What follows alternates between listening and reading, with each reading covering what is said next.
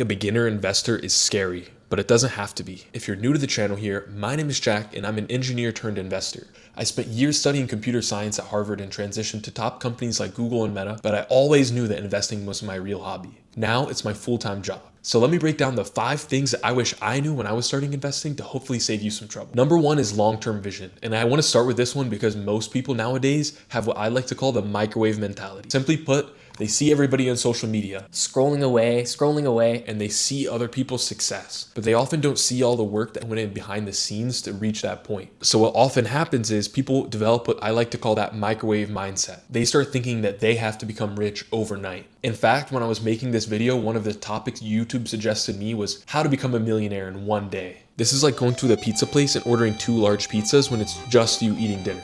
Only bite off what you can chew. The reason is a lot of people will take a huge risk to try to level up quickly, but more often than not, they end up leveling down. Imagine you made a risky investment that could pay off big time, but instead you lost all your money. Now you're stuck starting from square zero again. Whereas if you had just played it safe, you would have your money and then some. It might not be the largest return, but at least you would have your initial investment. This is why focusing on investing long-term could be the number 1 thing that saves you. Because it's not about becoming a millionaire tomorrow. It's about becoming a millionaire at all. And once you flip that mindset, then it becomes a lot easier to reach your target. Because every overnight success was a decade in the making. Because investing isn't about getting what you want today, it's about building the lifestyle that you want forever. Number 2, you need to learn from your losses and your winners. My grandfather would always tell me, don't let the highs get you too high and don't let the lows get you too low. The same is true with investing. Whenever you lose money, that's okay. There's never going to be a winning strategy that works 100% of the time. So part of the emotional strength, the emotional maturity that you develop as an investor is being able to accept losses, and rather than being upset about them, to do the due diligence after the fact to see why you were wrong, and better yet, to prepare so that way next time you can prevent it. Now, the opposite is also true. Just because you made a ton of money making some crazy genius trade doesn't mean you're going to be right all the time. In fact, more people make mistakes here. When things go right, you should also do the same due diligence after the fact to evaluate why you were right. A lot of the times, you might find that the stock went up, but for a completely different reason. By identifying the reasons you won or lost money, that can help you not only make money today, but make money next time. Because it's not about making one quick trade that makes you a ton of money. It's actually about building a strategy that helps you develop long-term habits towards building wealth.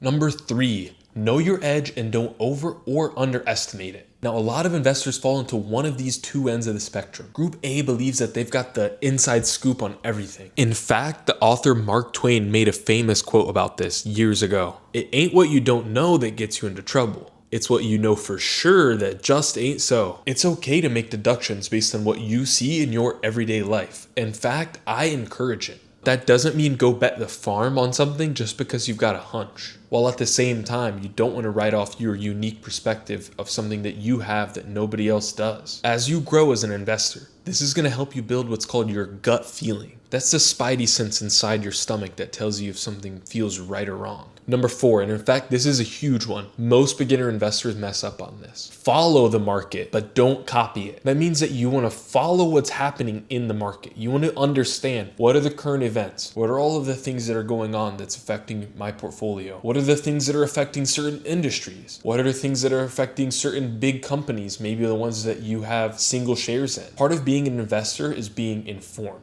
And if you're not up to date on all of the events that are happening, it's going to be impossible for you to understand why the market is adjusting their valuations up or down accordingly. So one of the top things that you need to be doing as an investor every day is checking to see what happened that day, what are the major implications, and what does that mean for your portfolio. Now, I want to put a giant asterisk over everything that I just said, and here's why. You want to follow the market, but you don't want to copy it. Now, for an average investor, buying an ETF like the S&P 500 is totally fine. I don't mean buying the market literally.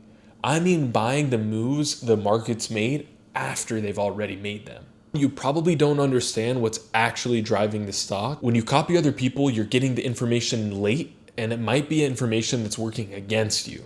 You don't even know if they're right, and even if they are right, that delayed information is going to cost you. If you just copy other people's investments, you're never going to get better on your own.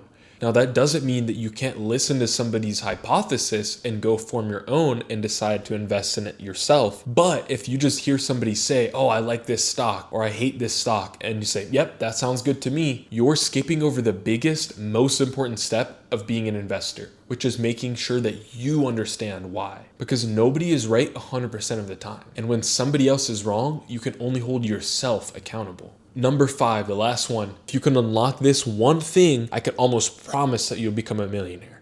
Consistency. It's kind of like going to the gym. If you see somebody that every single day they wake up, the first thing that they do is go to the gym, do you think that person is going to be in shape or out of shape? If every single day I tell you this person is in the art studio painting paintings, do you think that person's going to be a good painter or a bad painter? If every day I tell you that somebody's going to go write software. If every day I told you somebody's going to be a cook. If every day I told you somebody's going to be an interior designer. Do you get my point?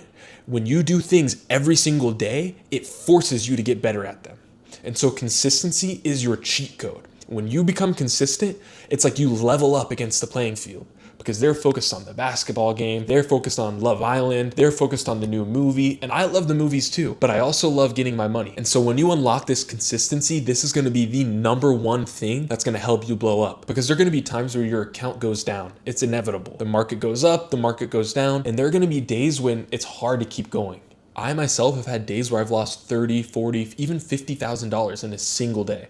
And I've also had days where I've gained about that amount. But when I first started, I was putting in just dollars every single day. And so that's why consistency is the number one thing that you can do. If you can be consistent every single day and study the market, put money into your account, and have it invested in an investment that you keep long-term, I can almost guarantee that you'll see your net worth grow. Because the number one thing that people don't do is be consistent. They put a little bit in, it doesn't work out, and they give up. And so what we're gonna do is if things don't work out, that's when we're gonna double down, not in our investment, but in our mind.